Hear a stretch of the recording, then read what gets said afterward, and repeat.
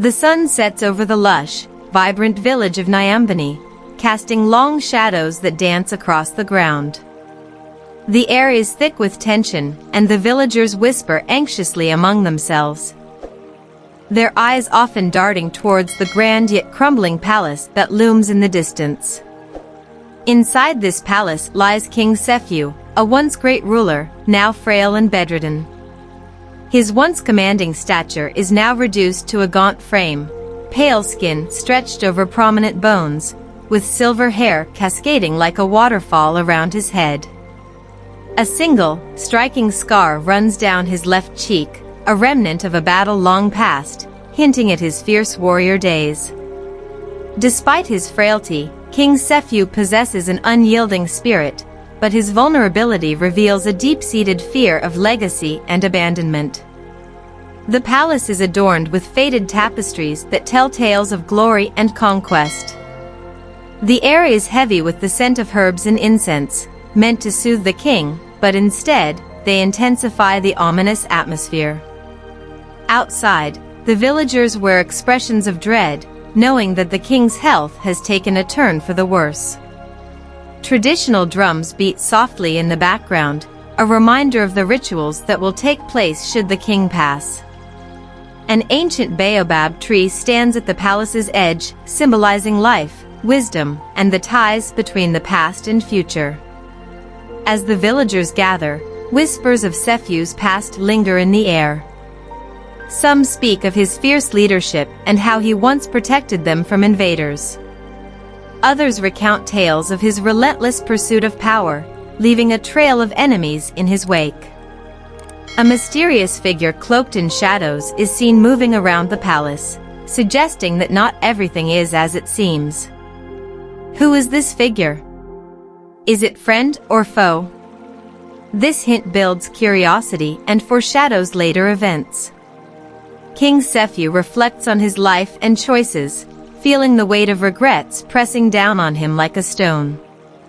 He worries about what will happen to his kingdom after he is gone. His thoughts drift to the prophecy foretold by the village elder, a prophecy that he has ignored until now, warning of a great upheaval following his death. As he lays in his chamber, he grips a small amulet, his father's last gift to him, signifying the connection to his lineage and his fears. What is its significance? Why does he hold it so tightly? These questions create a sense of mystery and anticipation for the viewers. The scene shifts back to the villagers as they prepare for the king's imminent passing. They gather around the palace, chanting a prayer for their king, but their voices are filled with uncertainty and fear. With a soft, heart-wrenching sigh, King Sephew closes his eyes, making a silent vow to uncover the truth about his legacy before he departs. This moment sets the stage for the unfolding drama and emotional journey ahead. As dusk deepens into night, the atmosphere around Nyambani grows tense. The villagers, having gathered outside the palace, feel an unsettling shift in the air. Rumors of the king's imminent death have spread like wildfire, igniting fears of chaos and uncertainty about the future. Suddenly, a loud crash echoes through the night, causing the villagers to gasp and murmur anxiously. It is the sound of the palace gates being forcefully flung open, and from within emerges a figure cloaked in darkness. Nia, the king's estranged daughter, returns home after years of exile. Her arrival sparks both hope and dread among the villagers. Nia's presence stirs mixed emotions. Some celebrate her return, while others harbor resentment for the choices that led her to leave the kingdom.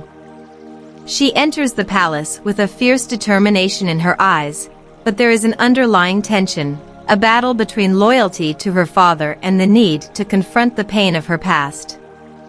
As she steps inside, memories flood her mind, memories of betrayal, anger, and heartbreak that she must now face. The once warm halls of the palace now feel cold and unwelcoming, as if echoing the unresolved conflict between father and daughter. Inside the chamber, King Sephew lies frail and weak, yet his spirit flares to life upon seeing Nia. He struggles to sit up, but the effort sends a wave of pain through his body. "Why have you come back?" he rasps, his voice filled with both anger and a desperate longing for reconciliation. Nia stands before him, torn between love and resentment.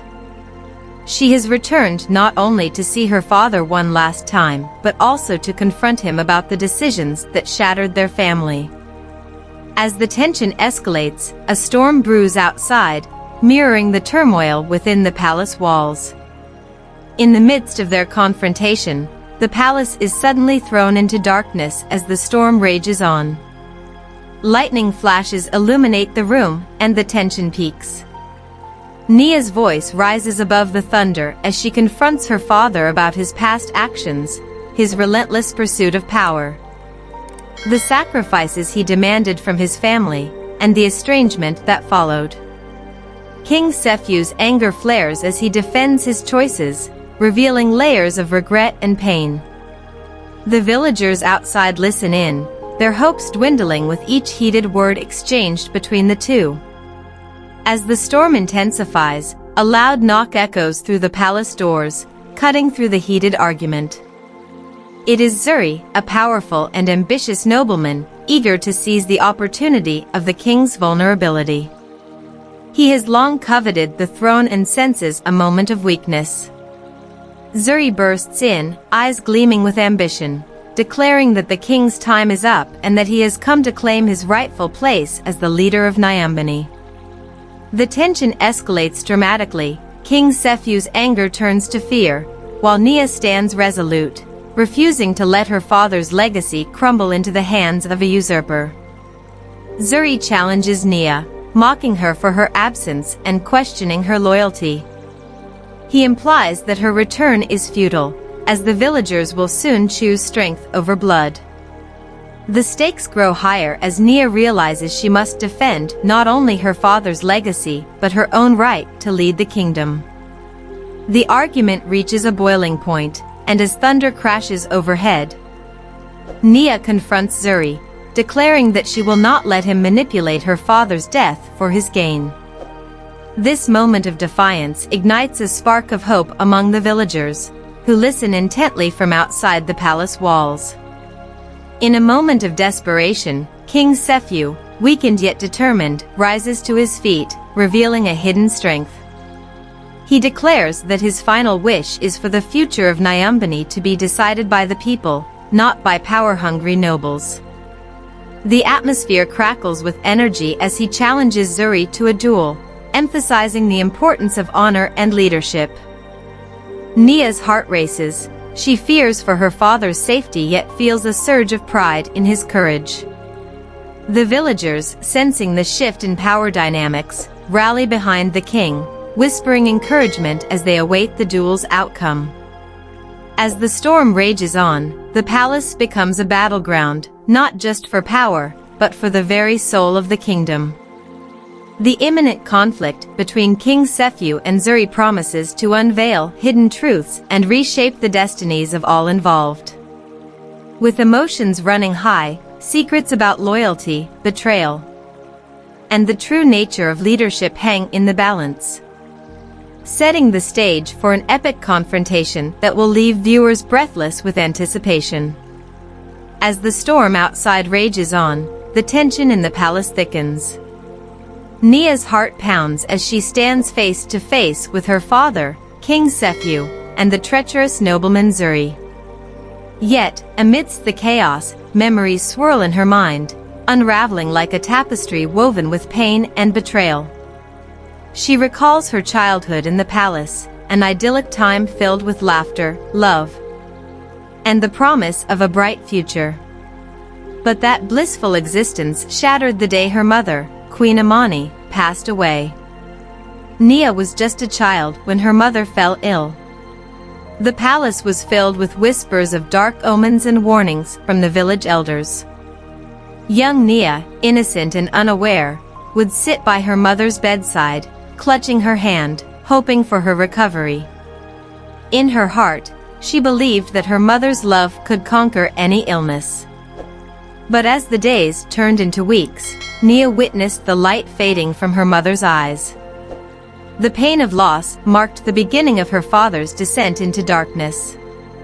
Sephew, once a loving father, became consumed by grief and anger, abandoning the gentle love he once had for his family.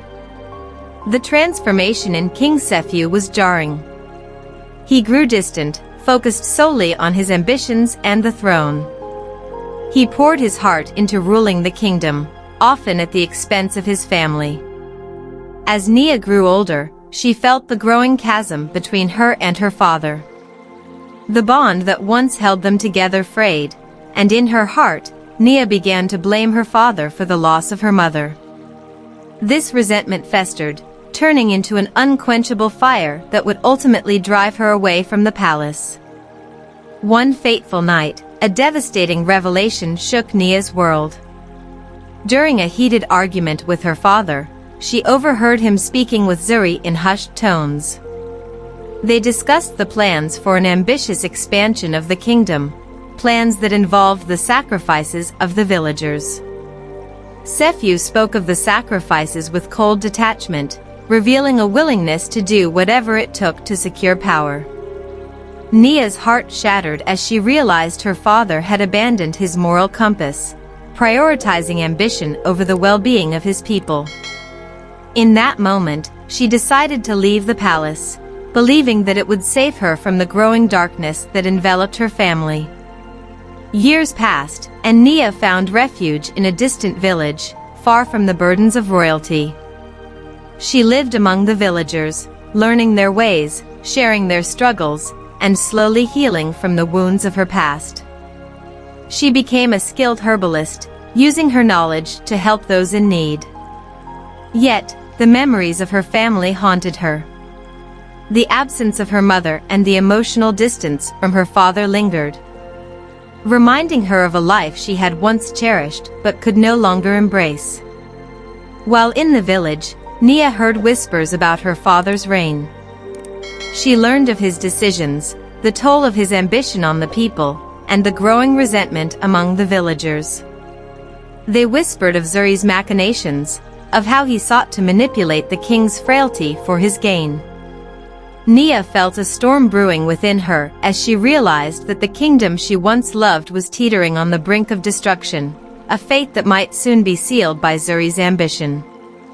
Driven by a mix of duty and unresolved emotions, Nia returned to the palace that night, her heart heavy with uncertainty. The moment she stepped through the palace gates, a rush of memories flooded her mind.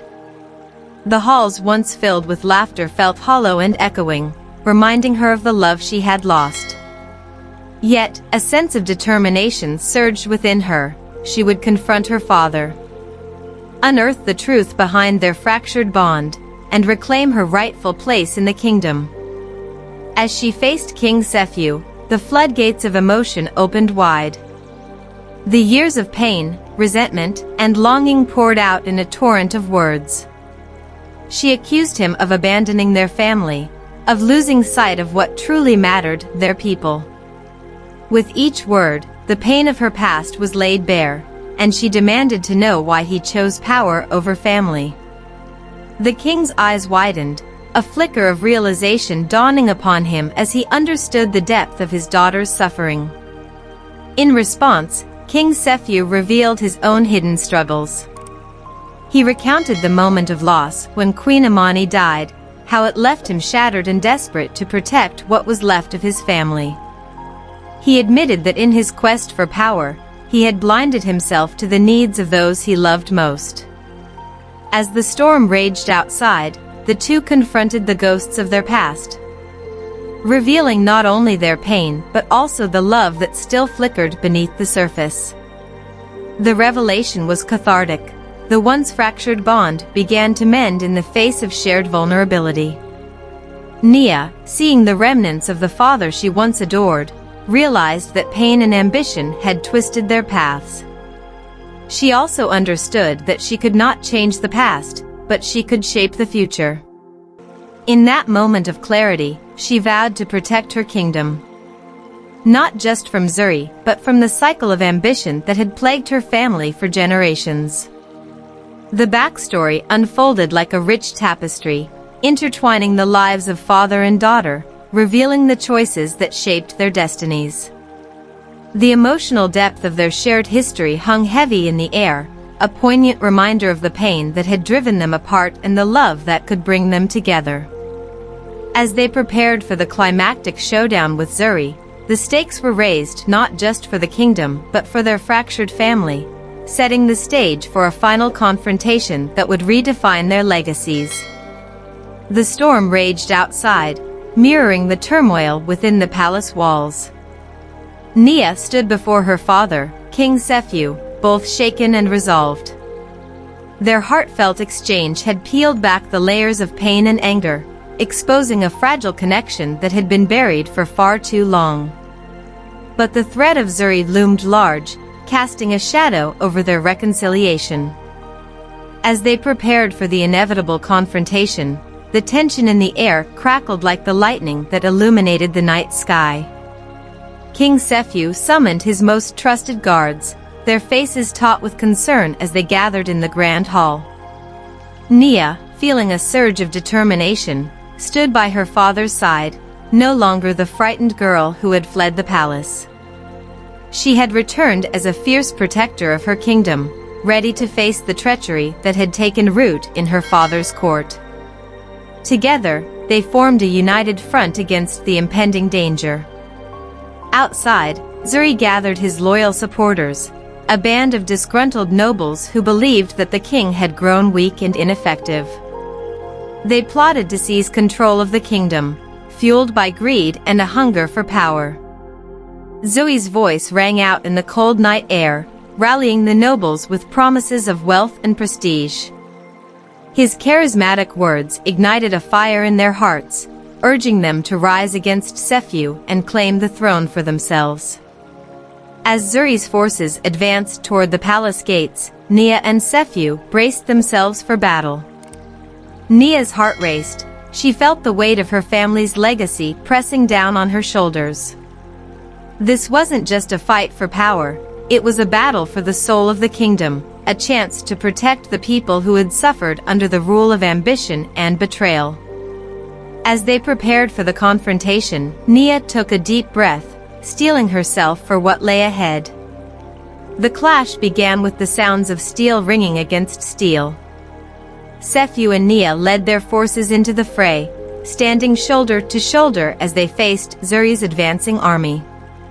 The grand hall transformed into a battleground, the once elegant space now stained with the harsh realities of power struggles.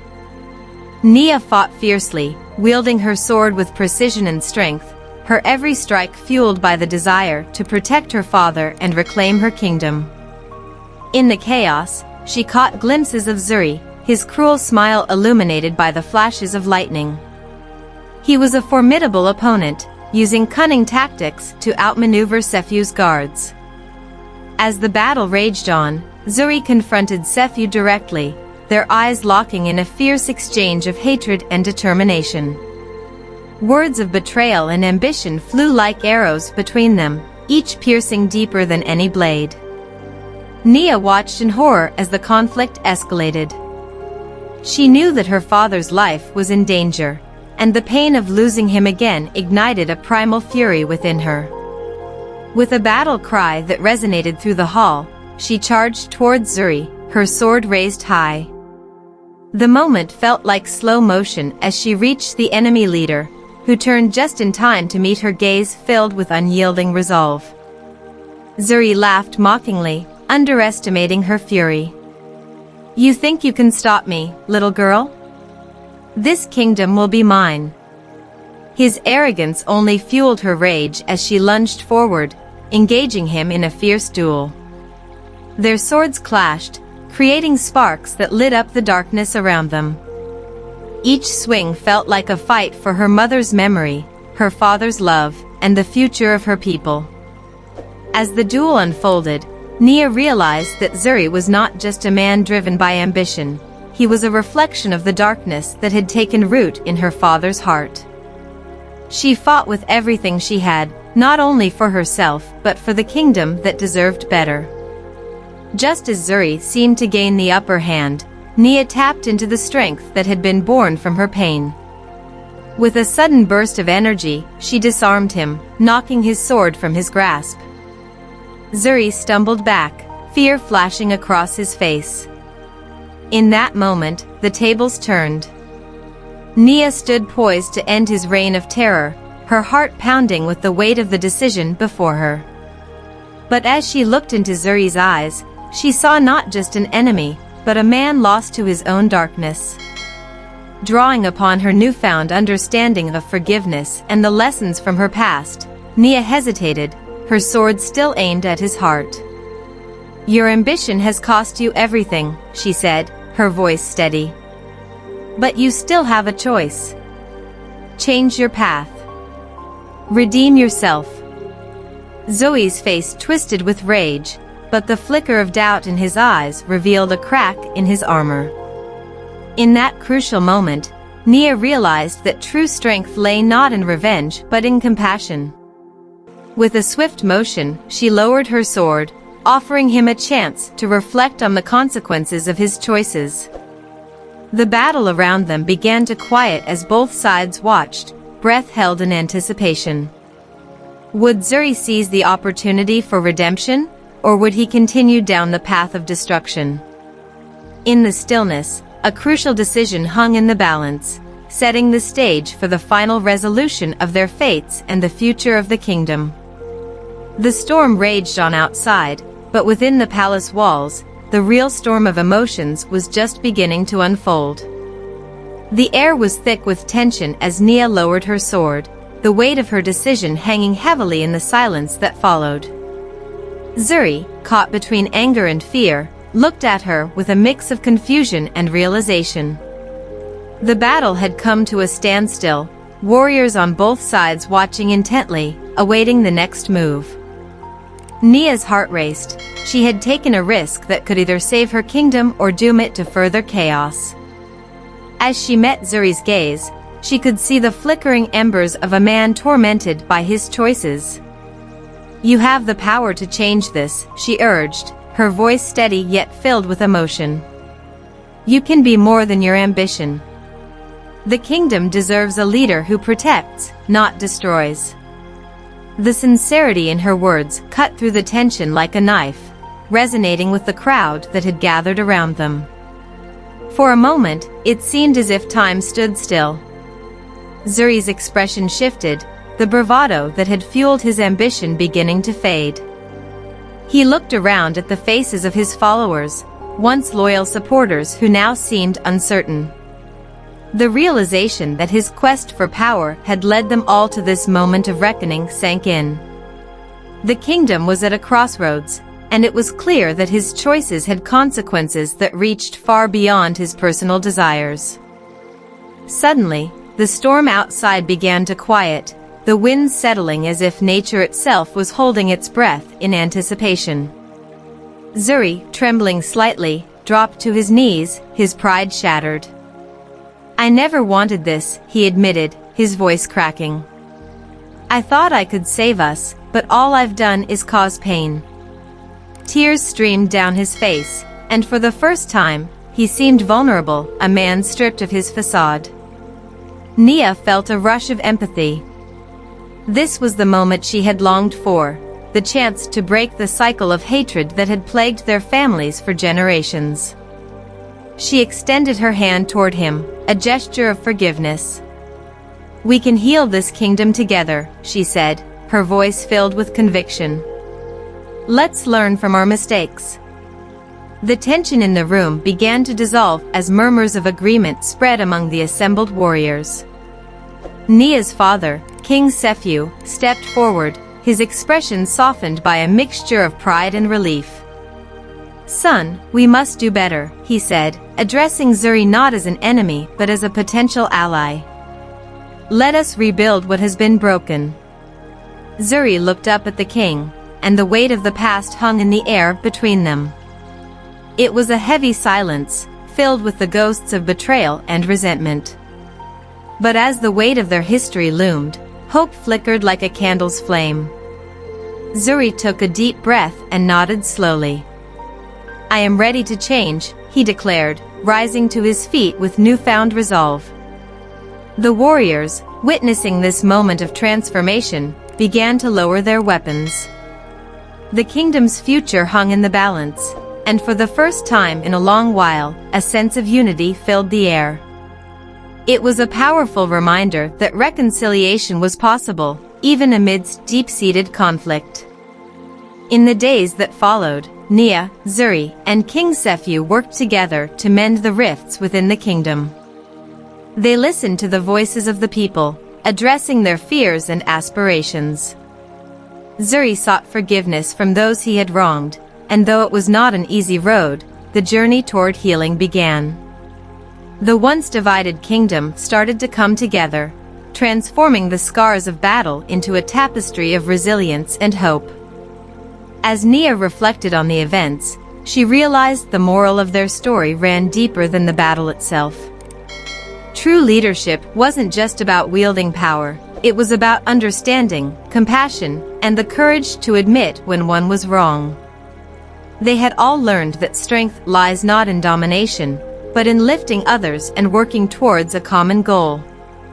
In the end, the storm had not only cleared the skies, but also cleansed their hearts. The kingdom flourished, blossoming under the guidance of leaders who had faced their darkest moments and emerged stronger together. The final scene faded with Nia standing on a hill overlooking the village, a sense of peace settling in her heart. She had witnessed the transformative power of empathy, and with it came the realization that the true legacy of a ruler is defined by their ability to foster unity and understanding among their people. As the sun set on the horizon, casting a golden light over the kingdom, Nia whispered a silent vow to always strive for justice and kindness. Her journey had just begun, but she knew that the lessons learned would guide her as she led her people into a future filled with hope and possibility. The echoes of their story would resonate for generations, a powerful reminder that even in the darkest times, love and forgiveness could triumph over hatred and division. As the story of Nia and Zuri unfolds, we hope you felt the intensity of their journey and the power of redemption. If this tale resonated with you, we invite you to share your thoughts in the comments below. What lessons did you take away from their experiences? Did it change your perspective on forgiveness and leadership? Don't forget to like this video and subscribe to our channel for more captivating stories like this one. Join our community, and together, let's explore the rich tapestry of tales that connect us all. Your voice matters.